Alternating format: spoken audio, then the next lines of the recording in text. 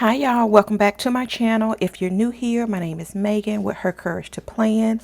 Today is day 11, guys, of the scripture read aloud and writing plan for the month of October, and it is titled God's Promises. And so if you are new to this channel and you want to catch up, I will link the playlist up above so that you can review it at your earliest convenience if you so desire. Now, the title of today's promise is Cure for Worry and Anxiety. I will be reading from Matthew chapter 11, verse 25 through 30.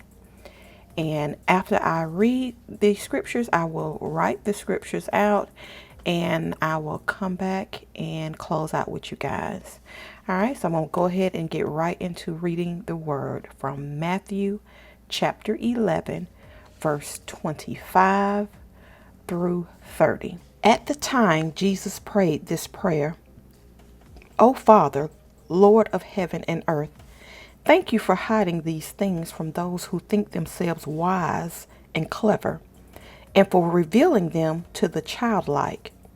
Yes, Father, it pleased you to do it this way. My Father has entrusted everything to me. No one truly knows the Son except the Father, and no one truly knows the Father except the Son, and those to whom the Son chooses to reveal him. Then Jesus said, Come to me, all of you who are weary and carry heavy burdens, and I will give you rest. Take my yoke upon you. Let me teach you, because I am humble and gentle at heart, and you will find rest for your souls. For my yoke is easy to bear, and the burden I give you is light. That is the end of the reading of the word. I have just read Matthew chapter 11, verse 25 through 30. And now I'm going to go ahead and write out the scriptures, and I will come back and close out with you guys. All right, I will see you in a bit.